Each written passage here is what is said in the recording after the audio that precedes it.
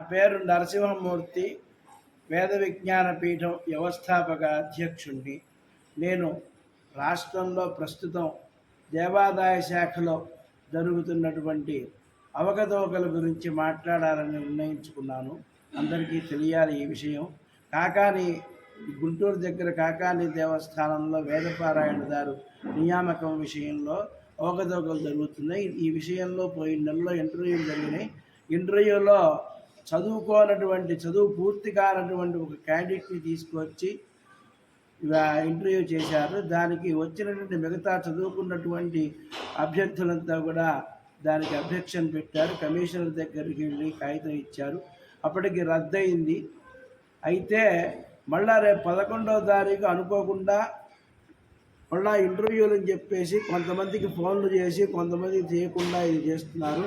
ఇది రాష్ట్రంలో ఇంతకుముందు ఎన్నడూ జరగలేదు. ఎందుకంటే గతంలో ఉమ్మడి ఆంధ్రప్రదేశ్గా ఉన్నప్పటి నుంచి కూడా రాష్ట్రంలో ఉన్న ప్రతి దేవాలయం, అన్ని దేవాలయాలకు కలిపి ఎక్కడెక్కడైతే వేదపారాయణ పోస్టులు ఖాళీ ఉన్నాయో అందరికి కలిపి ఒకేసారి ఇంటర్వ్యూ చేసి హెడ్ ఆఫీసులో అందరికీ ఒకేసారి ఆర్డర్ ఇవ్వడం జరిగింది. కానీ ఈ ఒక్క దేవస్థానానికే ఎందుకు ఇట్లా మా గౌరవనీయులైనటువంటి దేవాదాయ శాఖ కమిషనర్ గారు దీని ఎందే ఆసక్తి ఎందుకు చూపిస్తున్నారో తెలియట్లేదు. గాన అందరూ కూడా ఈ విషయాన్ని గమనించి ఈ విషయం అభ్యర్థులు ఇంతకుముందు చెప్పారు, అన్నిటికీ కలిపి ఒకేసారి ఇంటర్వ్యూ పెట్టమని.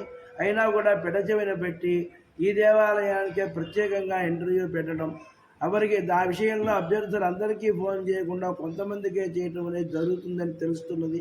కాబట్టి దీన్ని అందరూ అరికట్టాలి.